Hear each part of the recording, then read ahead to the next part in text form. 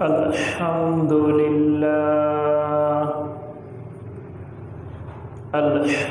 لله نحمده ونستعينه ونستغفره ونؤمن به ونتوكل عليه ونعوذ بالله من شرور أنفسنا ومن سيئات أعمالنا ومن يهده الله فلا مضل له ومن يضلله فلا هادي له ونشهد أن لا إله إلا الله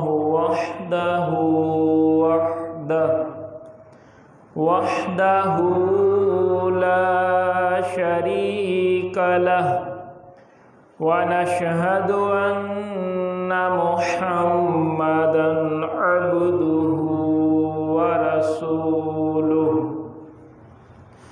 أما بعد فأعوذ بالله من الشيطان الرجيم بسم الله الرحمن الرحيم إن الله وملائكته يصلون على النبي يا أيها الذين آمنوا صلوا عليه وسلموا تسليما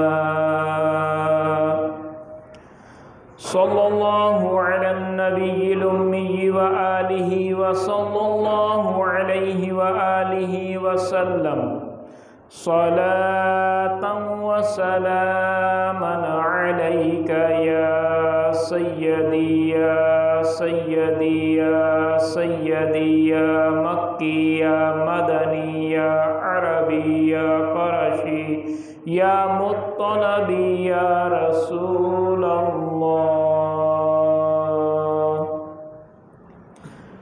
امداد کن از رنج و غم آزاد کن در دین و دنیا شاد کن یا غوث اعظم دستگیر رضی اللہ تعالی عنہ۔ پیارے نبی صلی اللہ تعالی علیہ وآلہ وسلم کے پیارے غلاموں،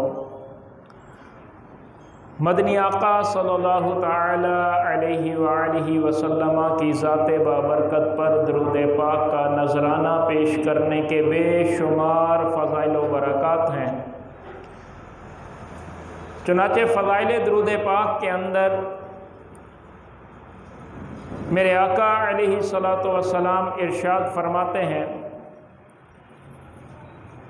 کہ جو مجھ پر درود پاک پڑھنا بھول گیا وہ جنت کا راستہ بھول گیا۔ توبو الی اللہ استغفر اللہ صلو علی الحبیب صلی اللہ تعالی علی محمد صلی اللہ تعالی علیہ وآلہ وسلم۔ ایک مرتبہ محبت اور شوق سے درود پاک کا نذرانہ پیش کیجئے۔ میں آج کا موضوع شروع کروں۔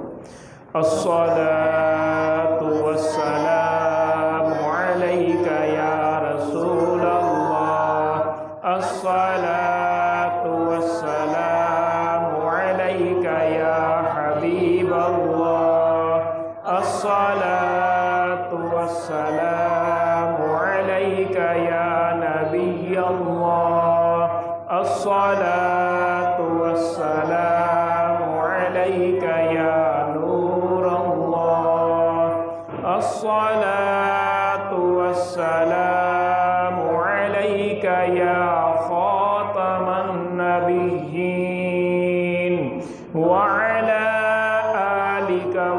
अस्हाबिका या खातमल मासूमीन। मेरे प्यारे आका सल्लल्लाहु ताला अलैहि वसल्लम के प्यारे ग़ुलामों, आपके सामने सबका कुछ जुमाअतुल मुबारक से वाक़या करबला के हवाले से गुफ्तगू का सिलसिला जारी है। सबका जुमाअतुल मुबारक को मैंने आपके सामने जो कुछ बयान किया उसका ख़ुलासा कुछ ये है कि इमाम अली मकाम यकम मुहर्रम को करबला में आकर खैमाज़न हो गए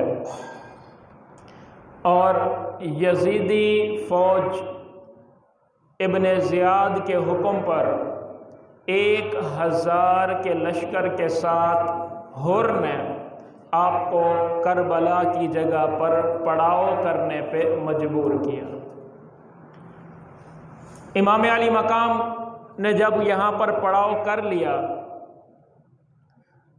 तो फिर इब्ने ज़ियाद ने इब्ने साद को इमाम अली मकाम के मुकाबले के लिए कहा और उसने सोचने के लिए एक रात का वक्त मांगा। पूरी तफसील मैंने सबका जुमा आपके सामने पेश की थी। बिलाखिर इब्ने साद, जिसका नाम अमर बिन साद है, इसने इमाम अली मकाम के मुकाबले में जाने के लिए हामी भर ली और इसने इब्ने ज़ियाद से कहा कि मुझे कूफे के फ़लाँ सरदार और उनके सिपाही भी चाहिए। इब्ने ज़ियाद ने कहा कि मैं तुम्हें इस लश्कर का सिपा सालार बनाकर वहाँ भेज रहा हूँ, इन सिपाहियों के साथ जाना है तो बताओ, वरना जो हुक्मनामा मैंने लिख दिया है कि राय, जो ईरान का दारुल हुकूमत तेहरान है, इसका पुराना नाम है, कि राय की हुकूमत तुम्हें मिलेगी, ये हुक्म मैं कैंसिल कर देता हूँ। लिहाजा फिर तुम्हें राय नहीं मिलेगा। अपनी बातें ना मनवाओ, जो मैंने कहा है वो करो। इब्ने साद अपने लश्कर को लेकर करबला में 3 मुहर्रम को आकर वो भी खैमाज़न हो गया, अपने लश्कर को तैनात करने लगा और इसके बाद इब्ने ज़ियाद ने कूफे के सरदारों को जमा किया और तमाम सरदारों से कहा कि आप अपने अपने कबीले के जांबाज लेकर इमाम अली मकाम के मुकाबले के लिए करबला पहुँचे। लिहाजा हर कबीले से सरदार और वहाँ के जांबाज ये सारे करबला में जमा होना शुरू हो गए। वो तादाद जो 1000 से शुरू हुई थी, बढ़ते बढ़ते 22,000 का लश्कर इमाम अली मकाम के सामने जमा हो गया। 22,000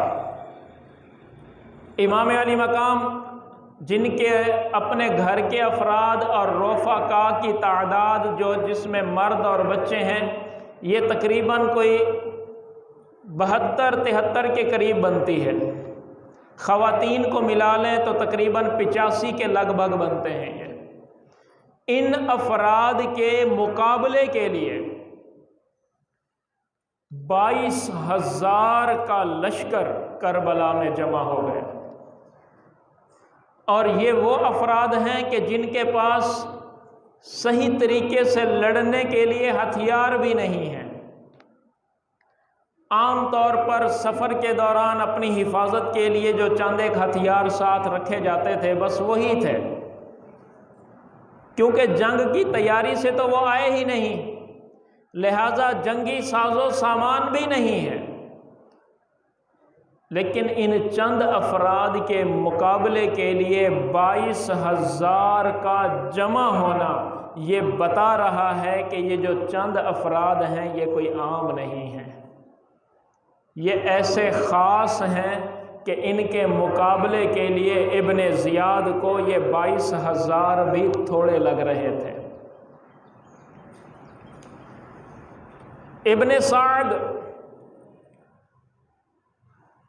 کو بہت ہی زیادہ پریشانی لاحق تھی، بہت پریشان تھا، دل ہی دل میں یہ چاہتا تھا کہ یہ خون ریزی نہ ہو، یہ جنگ نہ ہو، میں صلح کا کوئی راستہ ایسا نکال لوں کہ جس سے یہ معاملہ افہام و تفہیم سے، گفتگو سے حل ہو جائے۔ اس اپنے ارادے کو پایہ تکمیل تک پہنچانے کے لیے ابن سعد نے اپنے اس 22,000 کے لشکر میں سے ایک شخص کو اشارہ کیا کہ یہاں آؤ۔ وہ قریب ہوا، ابن سعد نے کہا کہ سنو، تم امام حسین کے پاس جاؤ اور ان سے جا کے کہو کہ ابن سعد آپ سے بات کرنا چاہتا ہے، لہذا ہماری ملاقات کے لیے کوئی بندوبست کرو تاکہ میں بات چیت کر کے اس مسئلے کا حل نکال لوں۔ جس شخص کو بلایا وہ کہنے لگا کہ حضور کسی اور کو بھیج دیں، آپ ہمارے سپہ سالار ہیں، میں آپ کو انکار تو نہیں کر سکتا، لیکن میں جا بھی نہیں سکتا۔ ابن سعد نے کہا یہ کیا کہہ رہے ہو تم؟ کیا تمہیں ڈر لگتا ہے کہ وہ تمہیں مار ڈالیں گے؟ وہ کہنے لگا کہ مجھے ڈر نہیں لگتا، موت کا ڈر نہیں ہے، اس سے بڑا خوف ہے۔ کون سا خوف؟ کہنے لگا کہ امام علی مقام کو خط لکھنے والوں میں میں بھی شامل تھا، کل خط لکھ کے بلایا تھا، آج میدان سجا کے بیٹھے ہیں، کس منہ سے سامنے جاؤں گا؟ اس لیے میں سامنے جانے کے لیے تیار نہیں۔ یہ جملے بتا رہے ہیں کہ وہی لوگ جو اپنے آپ کو اہل بیت کا محب بتا رہے تھے، جو اپنے آپ کو حضرت علی کے گروہ میں سے بتا رہے تھے، جنہوں نے مل کر یہ مشاورت کی تھی، یہ میٹنگ کی تھی کہ امام حسین مدینے سے مکہ چلے گئے ہیں، یزید کی بیعت کا انکار کر دیا ہے، لہذا ہمیں چاہیے کہ ہم امام کو اپنے پاس بلا لیں۔ یہ وہی لوگ جنہوں نے خط لکھے تھے، وہی لوگ جنہوں نے میرے امام کو کوفے آنے کی دعوت دی تھی، یہ وہی لوگ ہیں تلواریں لے کر میرے امام کے سامنے آئے کھڑے ہیں۔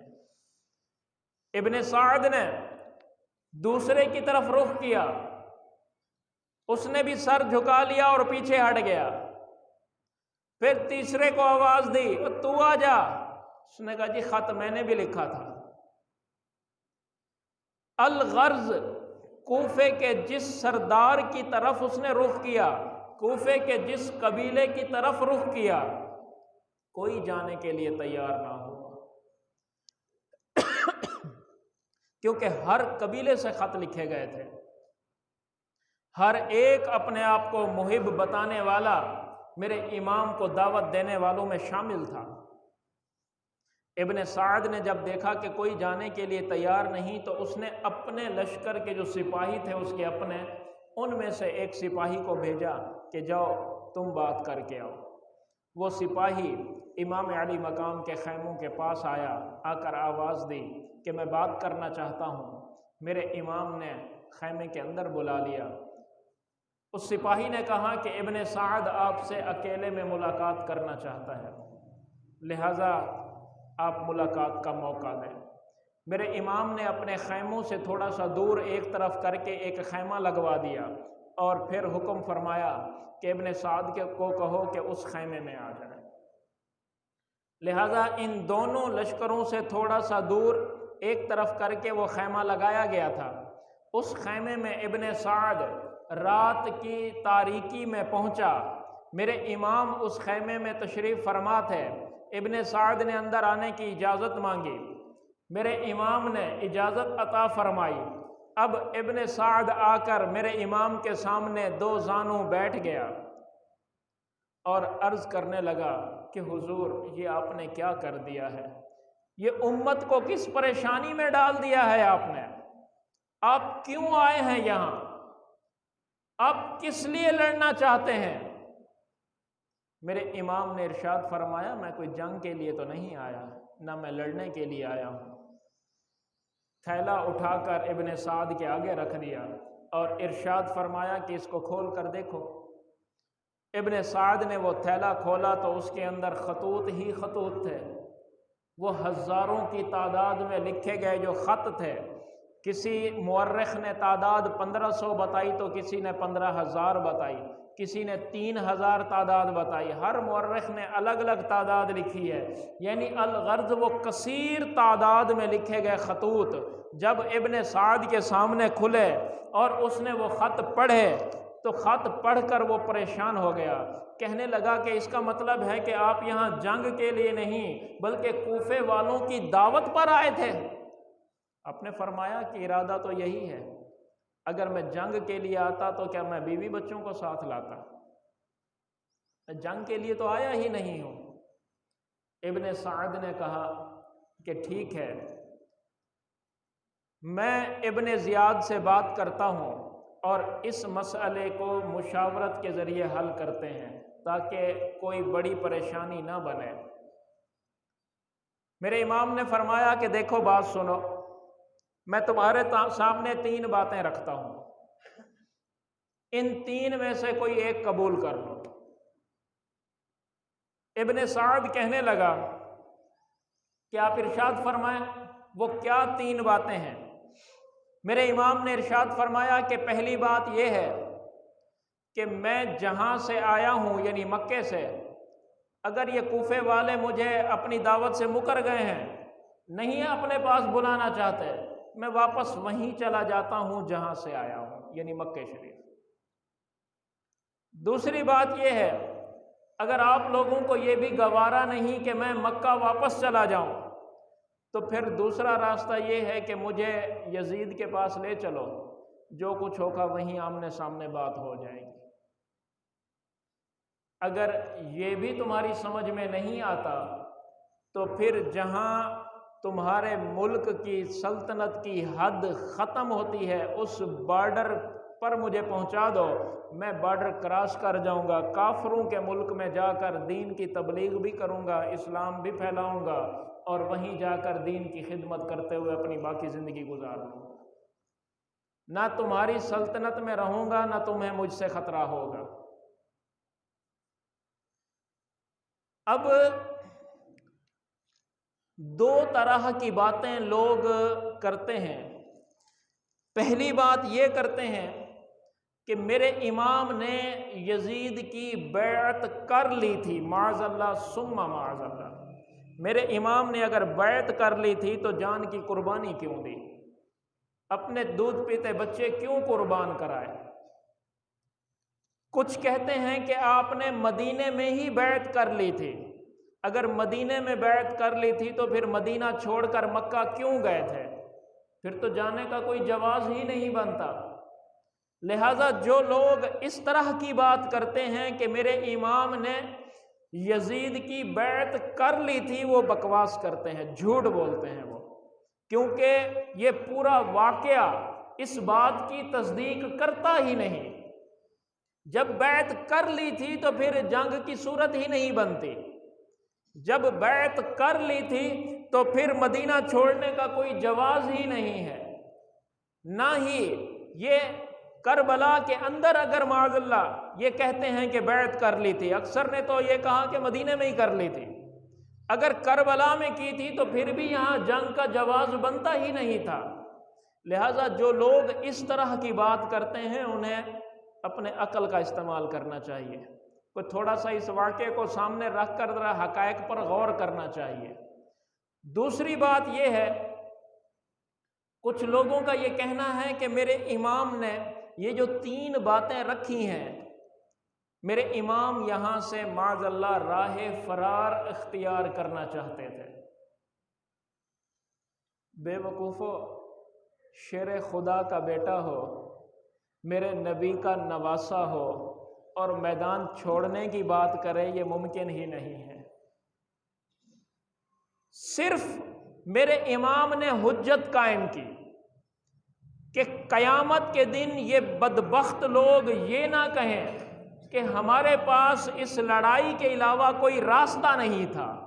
میرے امام نے ان کو 3 راستے دکھائے کہ اپنے سر سے یہ وبال ہٹانا چاہتے ہو، اپنی گردن سے یہ توق نکالنا چاہتے ہو تو میں تمہیں راستہ دکھا رہا ہوں۔ یہ 3 راستے ہیں، جہاں سے میں آیا ہوں مجھے وہیں جانے دو، یا اگر تمہاری سمجھ میں یہ بات نہیں آتی تو پھر یزید سے میری ڈائریکٹ ملاقات کرا دو، یہ بھی سمجھ میں نہیں آتا تو اپنے ملک کی سرحد سے باہر نکال دو، تمہاری سلطنت میں ہی نہیں رہوں گا میں۔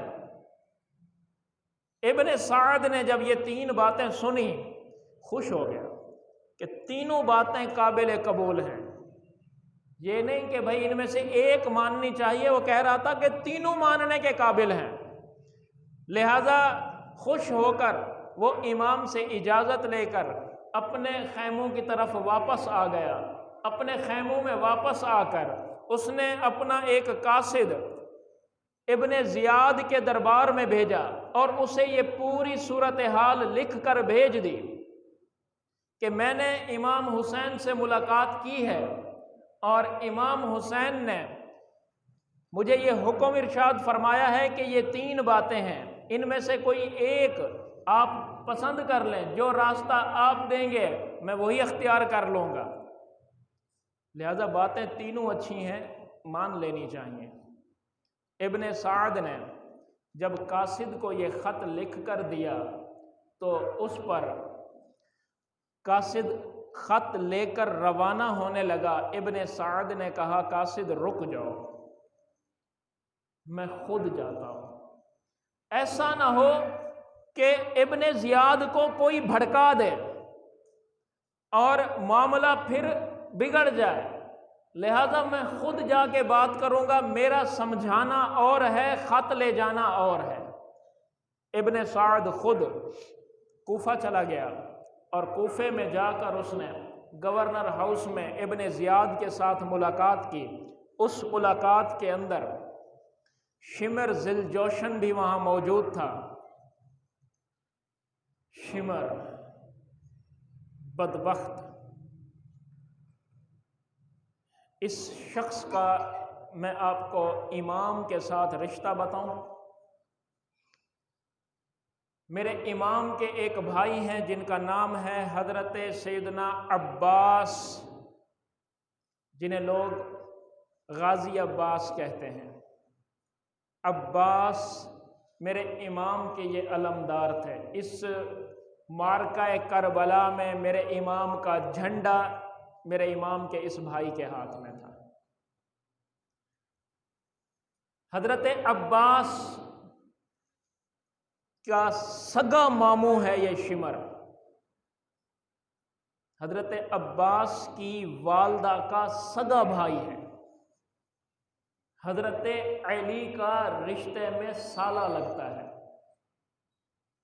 امام علی مقام کا ستیلا ماموں لگتا ہے۔ رشتہ دیکھیں، یہ بدبخت بھی ابن زیاد کے دربار میں موجود تھا۔ ابن سعد نے جب ابن زیاد سے کہا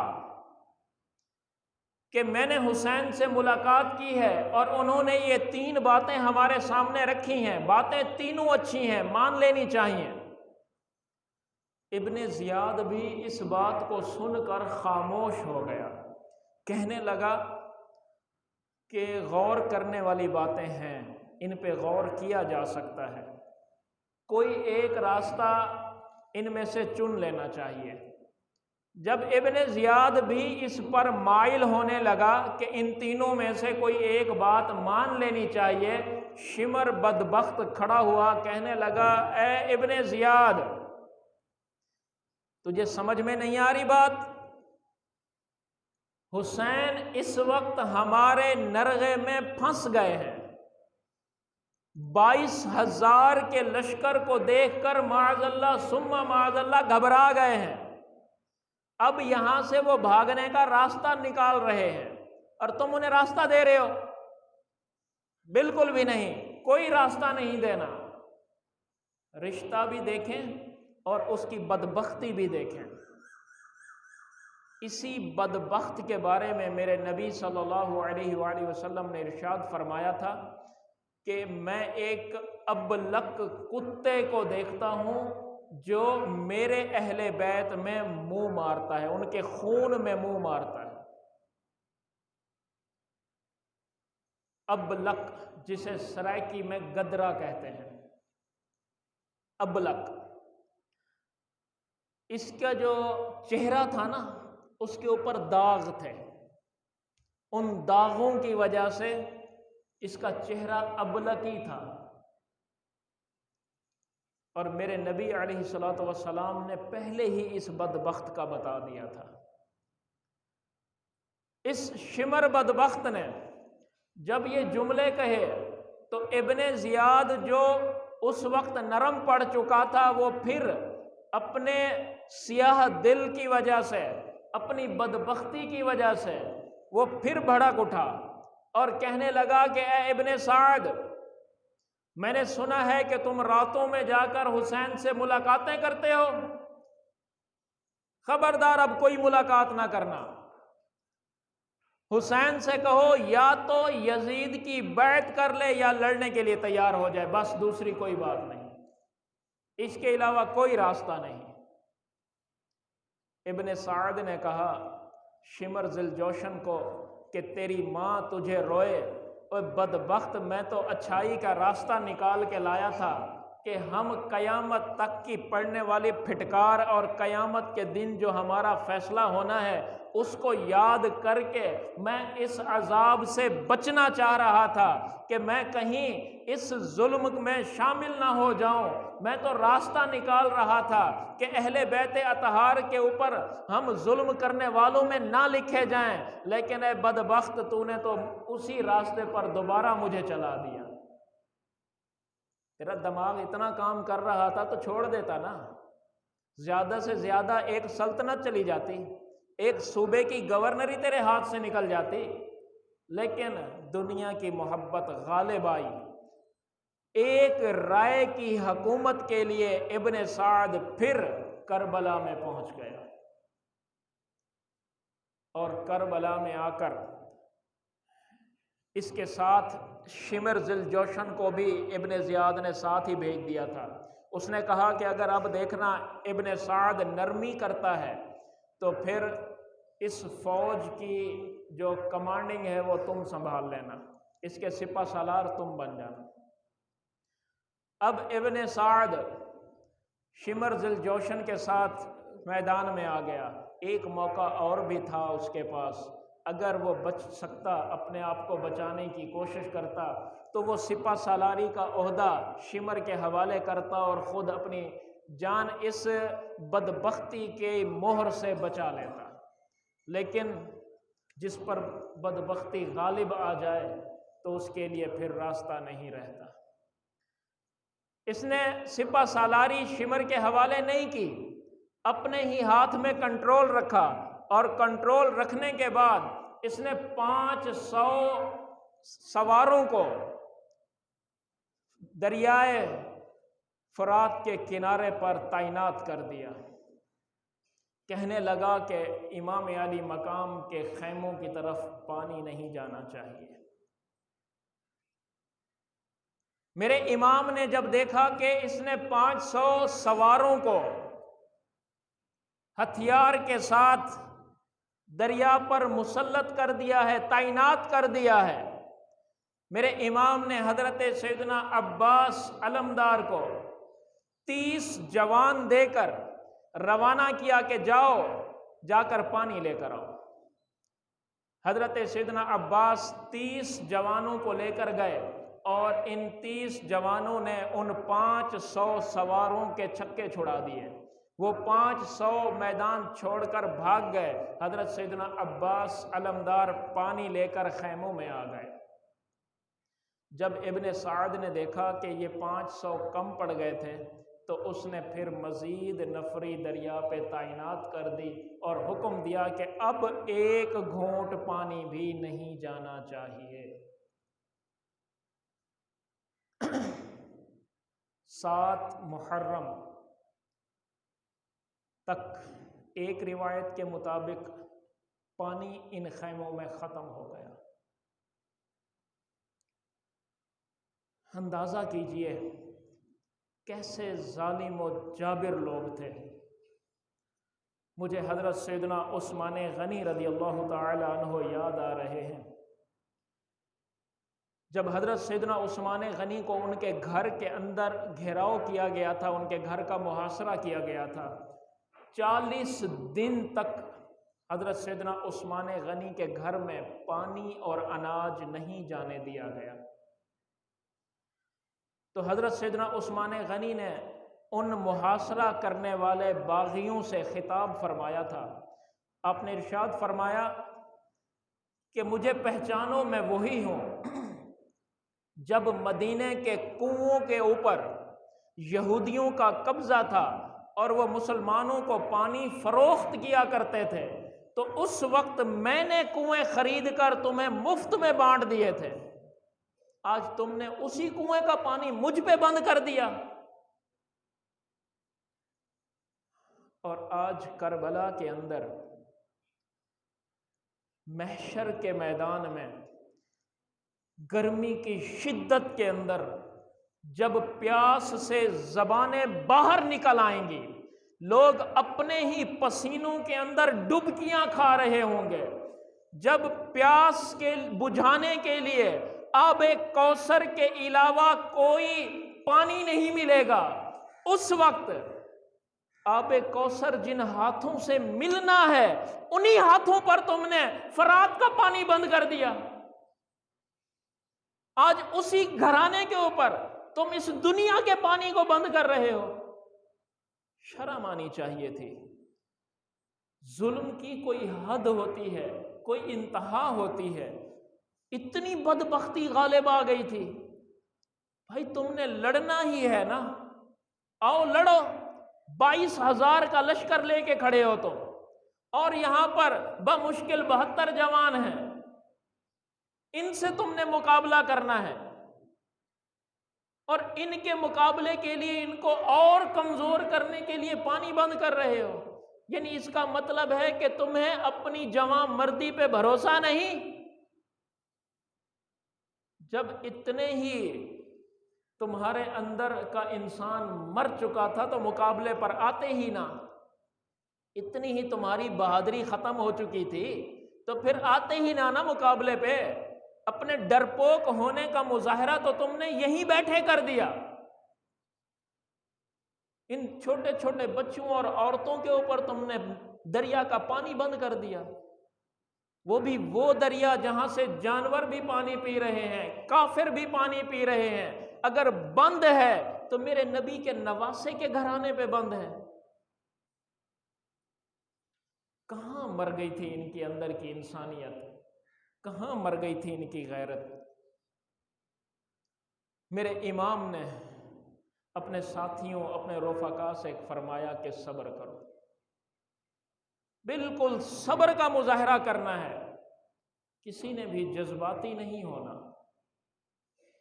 سارے صبر کے کر کے بیٹھ گئے۔ 8 محرم کا دن گزر گیا، 9 محرم کا دن آیا۔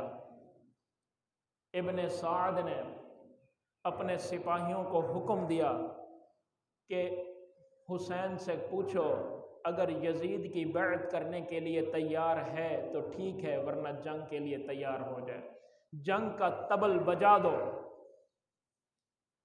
جب انہوں نے جنگ کا طبل بجایا تو میرے امام نے اپنے ایک ساتھی سے فرمایا کہ ان بدبختوں سے کہو ہمیں 1 رات کی مہلت اور دے دیں، کل ان سے جو ہو سکے یہ کر لیں، 1 رات کی مہلت اور دے دیں۔ میرے امام نے یہ 1 رات کی مہلت کیوں مانگی؟ کیا راز تھا؟ ایک بندہ ہوتا ہے نا کہ بھائی امید ہوتی ہے اس کے بعد کوئی اور راستہ نکل آئے گا، جب دیکھ رہے ہیں کہ راستہ اور کوئی نہیں ہے، پتہ بھی ہے کہ میرے بچپن میں ہی میرے نانے کو یہ خبر دے دی گئی تھی کہ مجھے کربلا میں شہید کیا جائے گا، اسی کربلا سے گزرتے ہوئے میرے بابا جان مولا علی کرم اللہ تعالی وجہ الکریم نے اپنے ساتھیوں کے سامنے فرمایا تھا، صبرن یا ابا عبداللہ، سب جانتے ہیں یہ ہونا ہے، پھر ایک رات کی مہلت کیوں؟ اسی ایک رات نے اس راز سے بھی پردہ اٹھا دیا۔ جب وہ رات آئی نا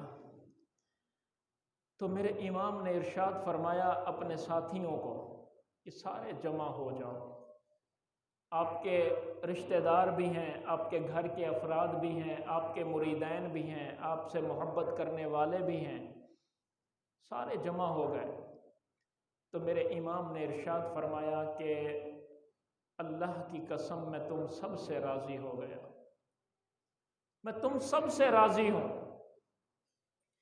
یہ لوگ میرے خون کے پیاسے ہیں، انہوں نے صرف میری جان لینی ہے، جب یہ مجھے شہید کر ڈالیں گے تو اس کے بعد تمہارے پیچھے نہیں آئیں گے، انہیں تم سے کوئی غرض نہیں ہے، لہذا ایسا کرو کہ تم سب اس رات کے اندھیرے میں یہاں سے چلے جاؤ، میں تم سب سے راضی ہوں۔